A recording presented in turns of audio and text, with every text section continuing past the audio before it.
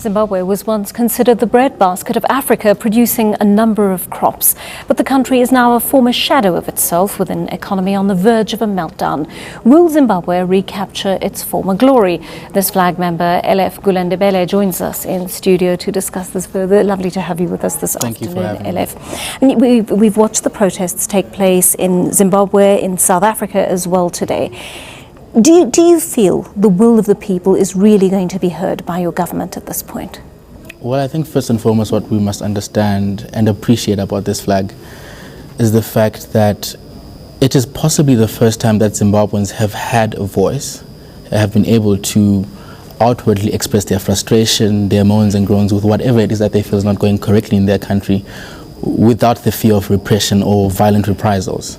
So, and I mean, just speaking about the stairways as they are right now, it is the only form of protest that is essentially protected in Zimbabwe, because if you come out and you demonstrate, you're going to get beaten up by the police.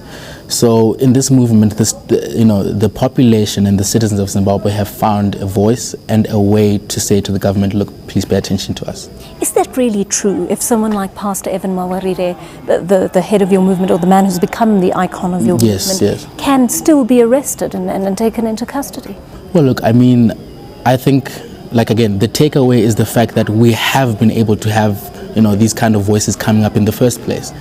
Ordinarily, you would not have had like a groundswell of support as we've had for Pastor Evan, as we saw actually yesterday outside the courthouse. Thousands, more than 5,000 people were outside the courthouse, outside the courtroom, just waiting, and some actually even praying for him to get out. So I think we are at a very important epoch in our history, and it's not something to be trifled with. What I found interesting was that nobody knew, including Pastor Evan's lawyer, exactly what was going to happen once he was in police custody. Harrison Gomo told us himself he couldn't guarantee the pastor's safety, and yet when it came to the court stood its ground and said, based on these legal arguments, based on the fact that he was not charged correctly or is being tried for various different things he wasn't charged with, we are simply going to throw this case out. Is the judiciary, if you feel let down by your government, would you say the judiciary is an arm of government you can at least still depend on? I think there is great evidence to that.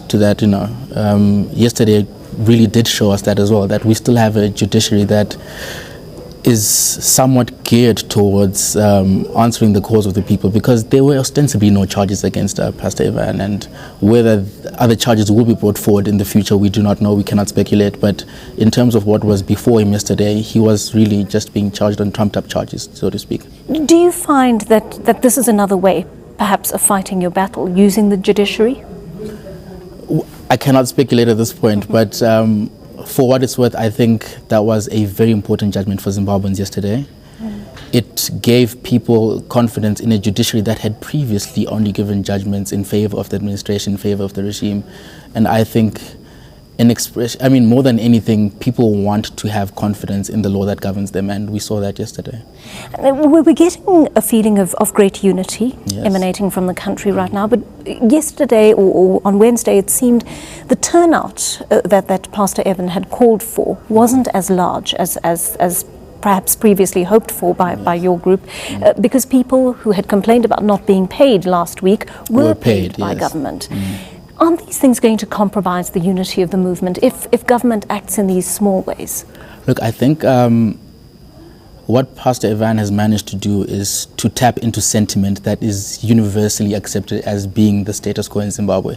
People are frustrated, people are unhappy, and people want to be heard.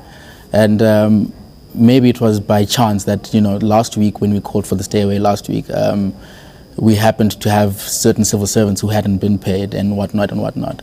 But I don't think those issues can be arrested with one paycheck, for example. Those issues are going to be enduring, and even if they do get paid, let's say next week or next month or whatever, they will still have the same problems that ordinary Zimbabweans are facing, and the ground where people are finding unity will not change. I've got one last quick question for you, please, Eleph, and that is about the structure or the hierarchy, or the non-existence of a hierarchy in your movement. The fact that it doesn't seem to really have a very clear leader or managers, so to speak.